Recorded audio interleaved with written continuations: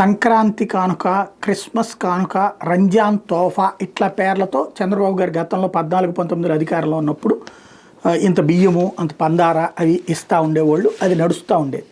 జగన్ వచ్చాక అసలు ఆ సిస్టమ్ తీసేసాడు. నెలవారీ వాళ్ళకి ఏయో ఒక పథకాలే డబ్బులు ఇస్తున్నప్పుడు ఏంటన్నట్టు దాన్ని తప్పుపట్టింది తెలుగుదేశం పార్టీ. తన అధికారంలోకి వస్తే ఇస్తానంది. ఇప్పుడు తెలుగుదేశం పార్టీ అధికారంలో ఉంది, కూటమి ప్రభుత్వం అధికారంలో ఉంది. మైనార్టీలకు సంబంధించి వీళ్ళు వెనక ముందు ఆలోచిస్తారు, ఎందుకంటే బీజేపీ ఉంది కాబట్టి అనేటటువంటిది. అట్లాంటిది ఏం లేదని వాళ్ళు ముందే చెప్పారు, అది నిరూపించారు. ఇప్పుడు మొన్న అయితే క్రిస్మస్కి ఇవ్వలేదు. క్రిస్మస్కి ఇవ్వకపోయేటప్పటికి ఈ టాపిక్ వచ్చింది.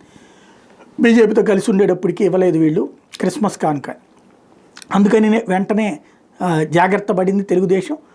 బీజేపీతో కలిసి ఉన్న మైనార్టీల పక్షాన్ని మేము ఉన్నామని చెప్పేందుకోసం రంజాన్ తోఫా అన్నటువంటి విషయాన్ని తొందరగా క్లియర్ చేయమని చెప్పేసి చంద్రబాబు చెప్పారు. అంటే రేపటి రంజాన్ టైంకి గిఫ్ట్గా ఇస్తారు. అలాగే ఇమాం మౌజంల వేతనాల విడుదలకి చర్యలు తీసుకోమని ఆదేశించారు. హజ్ హౌస్ నిర్మాణం ఒకటి విజయవాడలో పెట్టమన్నారు. దానికి తగిన చర్యలు చేపట్టమన్నారు. సాంఘిక సంక్షేమ శాఖకు చెందిన అన్ని వసతి గృహాల్లో భద్రతా ప్రమాణాలు పెంచేందుకు సీసీ కెమెరాలు ఏర్పాటు చేయమని ఆదేశించారు. ఆర్టీజీఎస్ ద్వారా వాటిని పర్యవేక్షించమన్నారు.